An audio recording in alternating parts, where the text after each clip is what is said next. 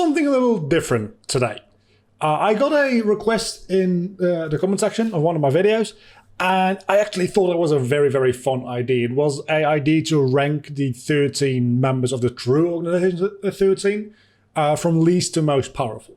But I don't really have the time to really get into like writing a script and like really putting a lot of thought into this, and then also like editing that video. So instead we're going to do it in a tier list type format. They're not going to just be in the tiers. They're going to be like there's great, good, meh, C, and D. The maker of this tier list apparently didn't really want to come up with 2 more words. But within the tier, there's also going to be an order. So really what you get is you just get a ranking with a couple of tiers thrown in. You'll understand. We have every single member of the organization here. That's the original organization and the true organization.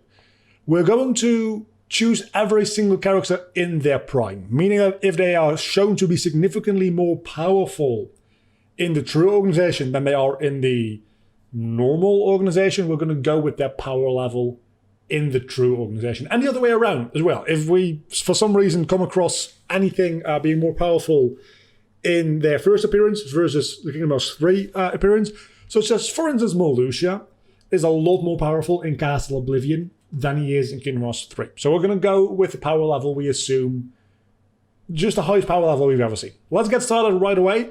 Xigbar. Probably top tier. I don't want to say for sure top tier, but probably top tier, right? I mean, he's Luxu. We're going to assume that we have Luxu without the Keyblade, because he doesn't get the Keyblade back until after the Organization 13 is destroyed. So at that point, he's not really an organization member anymore. But still, he seems to be a real powerful dude. Aside from him being Luxu, his fights are always kind of tricky. He teleports around a lot. He seems damn near indestructible sometimes, so that's really good. Then we have Lexaeus. Lexaeus is a bit of a difficult one, right? Because he's supposedly in cutscenes and stuff.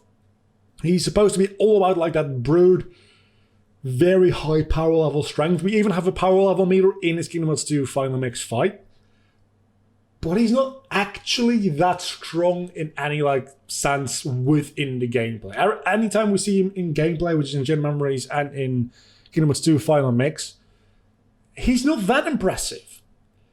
So he's either going to be low tier good or high tier meh. I'm going to put him in high tier meh for now. It doesn't really matter which tiers they fall in, because again, it's just going to be in order from worst over here to best over here eventually. Zexion. We're going to place it in the C tier for the time being.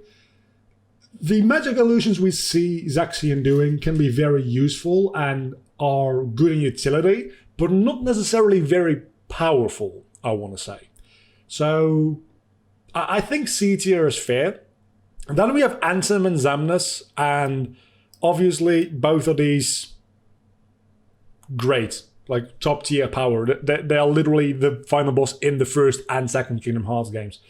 The question though is either one of them stronger than the other? I would argue they're on the same power level. I mean, they're literally the nobody and the heartless of the same person, that being Terra-Xehanort, which is down here. So it doesn't really matter which one comes first here, but the real question is, are they more or less powerful than Xigbar? And that's honestly a tough question. You would have to assume that they're more powerful than Xigbar. But I don't know if I agree. I really think that Xigbar might have the edge over them, because the same thing here, right? They theoretically should, by all accounts, be able to wield the Keyblade. If Roxas can wield a Keyblade, why can't Xemnas? And why wouldn't Ansem be able to, potentially? But Luxu, Xigbar, doesn't have his Keyblade either. So taking that away, we still have Luxu, which is a whole being, and an ancient powerful being, presumably, versus a heartless and a nobody, both of which are kind of half people. So I'm going to go ahead and say that Xigbar edges out these two by a little, just a little, but he edges them out. Then we have Marluxia. In Kingdom Hearts 3 itself, he's just there because Laurium is involved in the mobile game. Same with Larxene and Arana. In Chain of Memories, however, this dude is powerful. Like, you have a 2-stage boss fight in the original Kingdom Hearts Chain of Memories for the GBA, 3-stage in the PS2 remake. The first stage of which is just a astral projection he does from another room. And Sora's like, oh my god, that was so difficult. We actually finished him off. And then you learn that was literally just a projection. And the real Marluxia is waiting for you and significantly more powerful than that.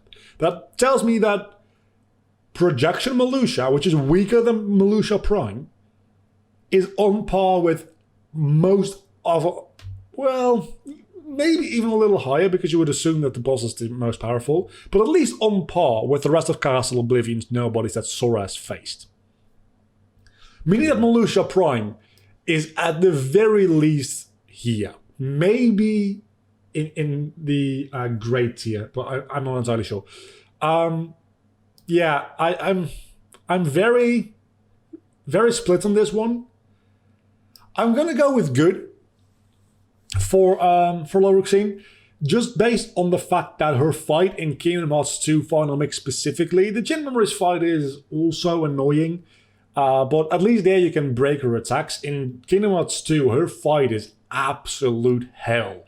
In Kingdom Hearts 3, her fight isn't as bad, but she's dangerous. We have Demyx. Okay, so Demyx is an interesting one, because I am still not convinced that he is not the Master of Masters. I don't know how many times I said not there. And if he ends up being the Master of Masters, which I'm starting to lean more towards time-traveling Sora than Demyx. But there's some loose ends with Demyx, right? So I'm considering the possibility of him being the Master of Masters at the end of the day plausible, at the very least. And if that's the case, he just goes right up to the top. He's the most powerful one by a long shot. Assuming that Demyx is just Demyx, no question in my mind. Least powerful member of the organization, period. Then we have Luxord, which is another one of those situations where we're fairly certain that Luxord going forward is going to be more relevant, and more relevant characters end up being more powerful more often than not. So Luxord is probably a lot more powerful than at this moment we realize. But that's speculation, so I can't really... Like, his fights are annoying, but that's not because he's powerful, that's just because the mechanics are annoying to deal with. I don't think Luxord is particularly powerful. He does have something to do with the ancient Keyblade secrets, as Xemnas revealed though. And he was not in Union Cross. So that's something to keep in mind. But as with the information we have right now, definitely just barely edges out Demyx because Luxord actually does shit and Demyx doesn't. Then we have Vexen, which is like just a more powerful version of Xion, really. That's what it comes down to. He's also, or Avon, in his somebody form. Also mostly a scientist, but this one actually, like, he has a shield rather than a book, which is a start, right? But also seemed like more offensively capable in general. So just a slightly more powerful version of Xion with significantly less anime hair. Then we have Data Riku, or Riku Replica, or whatever. This is a difficult one because I'm still not entirely sure the game is actually telling us the truth here. I am still halfway convinced that there's two Rikus in Kingdom Hearts 3. The one in Central Tokyo being Data Riku, because that just makes a lot more sense thematically. The game doesn't mention that. The game doesn't even mention that as a possibility. The game thinks it's Riku from Kingdom Hearts 1 time traveling. It's from the canon information we have, this is Replica Riku from Chain of Memories. And that means he is definitely more powerful than Laxius, I'm going to put him between Larxene and Marluxia, because I don't think he's as powerful as Marluxia. I don't know if we have concrete evidence of that within Chain of Memories, but I do recall him attacking Marluxia, and I don't think that went over very well. Maybe the same goes for Larxene. Let's put him on the Larxene as well. Well, then we have Zaldin, which, I mean, he's always a duo with Lexius. So presumably they're around the same power level. I'm going to put him under Lexius because, again, Lexius' entire thing is power. And, well, there you go. Of course he's going to be more powerful. Vanitas. Okay, Vanitas is an interesting one, because if we take Vanitas as how he's explained in Birth by Sleep, that being the darkness within Ventus's heart, and nothing more than that, he probably lands somewhere around here or there. Like it's the same spot, actually. Somewhere around that range. But if we take more current information into account, and it's been all but confirmed, I feel like it has actually been confirmed. Because Vanitas literally says, I am darkness. And we know that Ventus in the mobile game was possessed by darkness. Vanitas says, I was existing in Ventus's heart long before Xehanort came along, he just set me free, or something like that. Which has it confirmed that Vanitas is one of the darknesses. One of the darknesses that the Master of Masters has set this entire plan, the entire Kingdom Hearts series is just one step in the Master of Masters' plan to deal with this dude and his accomplices. So, by definition, that must mean he goes all the way up here. Like, there is no chance. I don't know if individually they're that powerful. So maybe we need to knock him down a little, but I'm going to put Vanitas up as the most powerful. And then we have Sayax, which is going to go straight up there. It's definitely seems, especially with the Berserker power, it definitely seems like he would edge out any normal organization members. But all of the like Xehanort versions, and then we have Darkness and Luxu here, are probably going to outpower him. Terra-Xehanort.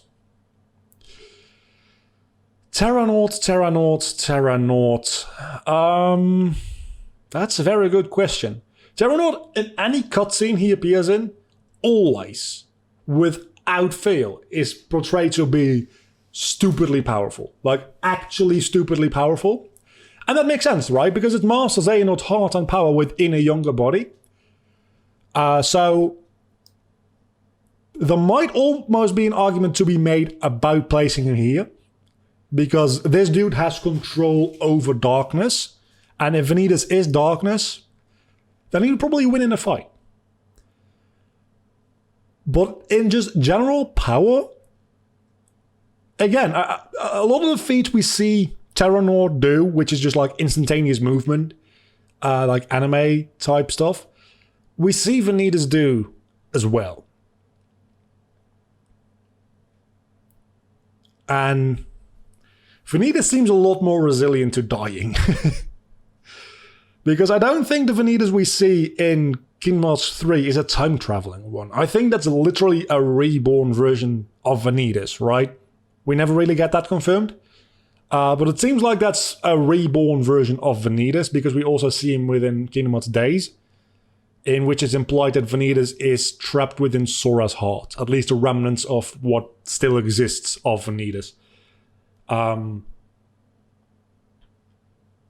I don't know how that's relevant to this discussion, though.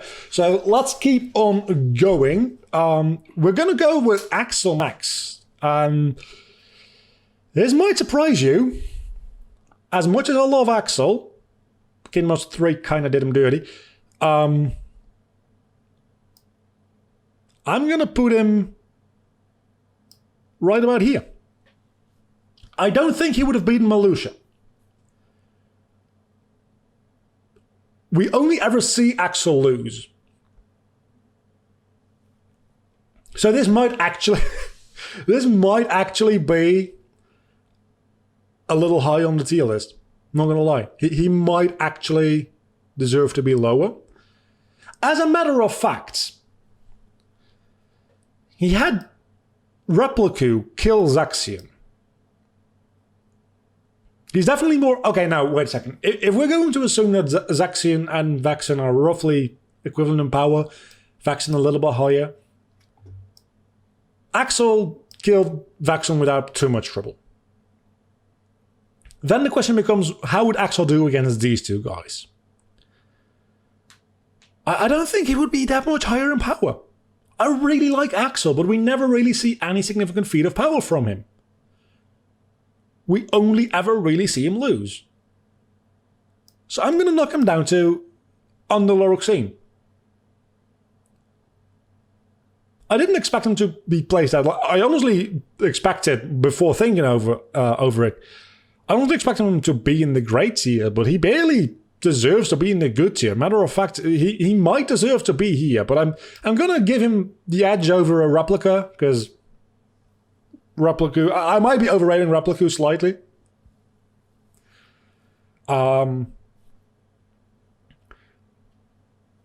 Because my logic here was we see him defeat Laxius, but we don't. We see Riku Prime defeat Laxius.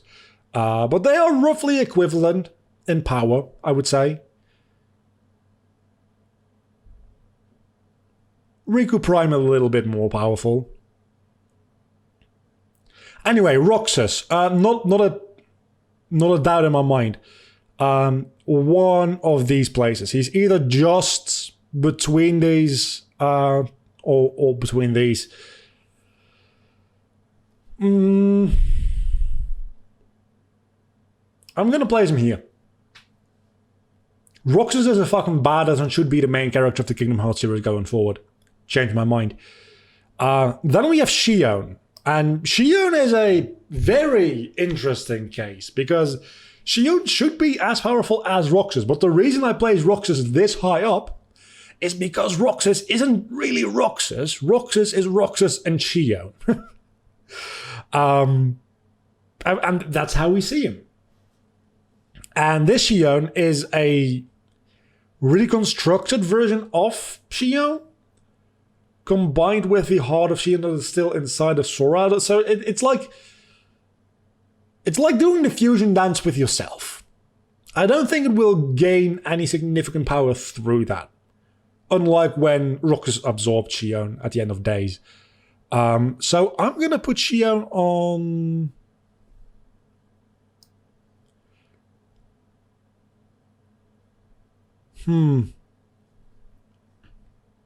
She got beat by Axel. She got beat by Axel in days at some point. That's probably not going to be a popular opinion. I think Xion is significantly less powerful than Roxas. I honestly do. Young Xehanort. Another one of those situations where he has no right being as powerful as he is. Because this is supposed to be the least trained version of Xehanort. And yet, he is probably, like, on par with Roxas, roughly, I want to say. He's probably a little less powerful than Roxas. Maybe even less powerful than Xigbar.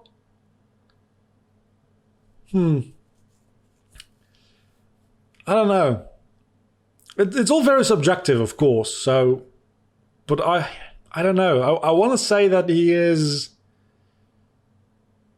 probably there. I'm going to put you down there, by the way. Not that it matters, just like to make things a little more symmetrical. And then we have Master Xehanort. Master Xehanort, okay, so the only question here is which version of Master Xehanort are we talking about? Sorry, I had a bit of a stuffed nose there. Are we talking Master Xehanort with the Kikai X-Blade? Because if it's Master Xehanort with the Kikai X-Blade, there is no doubt in my mind he edges out even Vanitas. If it's Master Xehanort with just his Foreteller Keyblade, definitely not edging out Vanitas, and probably not even Terra-Xehanort. Because the entire reason that he wanted Terra's body is because he was dying and it was probably going to be more powerful. Does he edge out Roxas? I want to say yes. But we said we are going to assume everybody at the most powerful incarnation. In which case I have to assume that with the access to like the entirety of Kingdom Hearts, he would be the most powerful. Then again, he lost to Sora, Donald, and Goofy. How are you going to explain that one? I actually heard a very good theory about that, where like Sora, because you die in that fight and then come back, there's some kind of like fourth wall breaking stuff where Sora, every time he dies, he gets to retry until he gets a permutation which is in his favor, because he's the main character of the video game. I very much hope that that's where the Kingdom Hearts series like is going in the future. And if that's the case, that makes all of sense why Xehanort lost. Otherwise, there's no reason Xehanort with that weapon should have lost to Sora. Like, there's just no reason for that. With the Keyblade, Keyblade, X-Blade, he's number one. Otherwise, I'd probably put him between Terra-Xehanort and Roxas. How long has this video taken me? It's taken me about 22 minutes. That's actually longer than I thought. Let's go over the entire thing again and see if I want to change any of the rankings. We have Demyx, definitely. That's just true. Luxord, subject to change. Same with Demyx to a certain extent, actually. But for right now, definitely down here. We have Vexen. No real feats of power as far as I understand. A very smart dude, don't get me wrong. Very, very smart dude. Not necessarily a very powerful dude. Vexen. More of the same, really. It's the scientist guys, which is fine. It's a little more powerful because you actually fight this dude a couple of times. And he seems to be troublesome. Then we have these two. Which, sorry for the cough. Then we have these two, which neither of them really talks a lot. I need a sip of water real quick. I've been talking for 20 minutes. Oh, that's good. That's good shit. Neither of them really talk so much. We don't really see Zaldin performing any major feats of strength ever, I don't think. Unless we see him do something in Days, in like a throwaway cutscene. But other than that, not really that relevant. Luxia is obviously... They're often portrayed together as a duo, so that's why I'm sticking them together, because they're both background characters that nobody gives a shit about, and weren't even paid as to come back as voice actors for Kingdom Hearts 3. They're literally just like silently modelled. His entire thing is power, so of course he's going to edge out Zaldin. Then we have Riku Replica, Data Riku, whatever. It doesn't really matter as far as power goes, I don't think, though. Maybe Data Riku would be a little more powerful. I don't think so. I think they would be roughly equivalent in power anyway. Xion, which is maybe ranked a little too low, but again, she got beat by Axel. And I don't think Axel is in the wrong place at all. And she also got beat by Roxas pretty bad. And that was after she went full, like, this is my final form.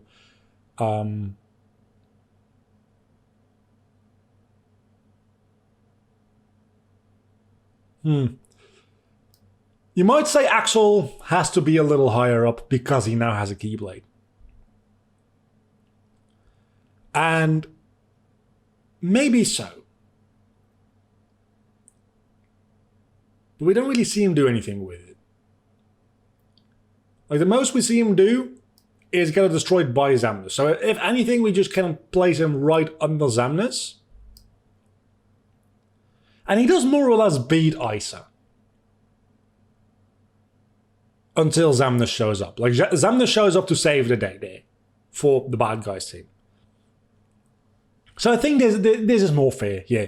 Larxene and Marluxia, it's a tag team duo, and I think they're perfectly placed. XIII,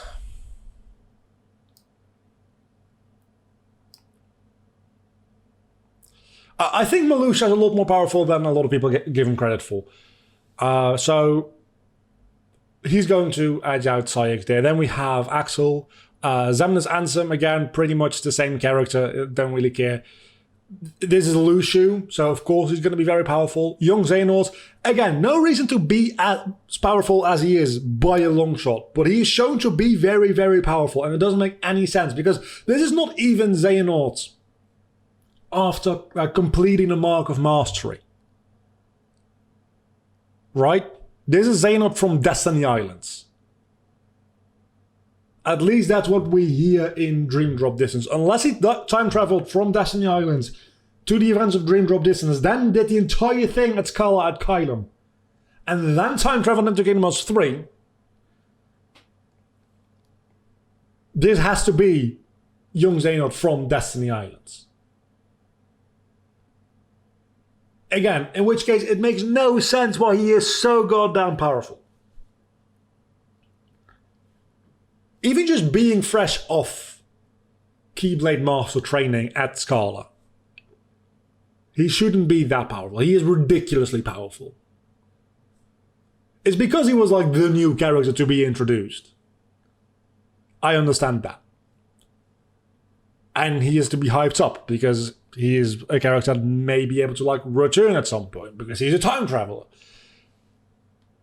But I think this guy has like some major power creep issues going on. Roxas, again, new main character of the Kingdom Hearts series. Sora, just don't return, please.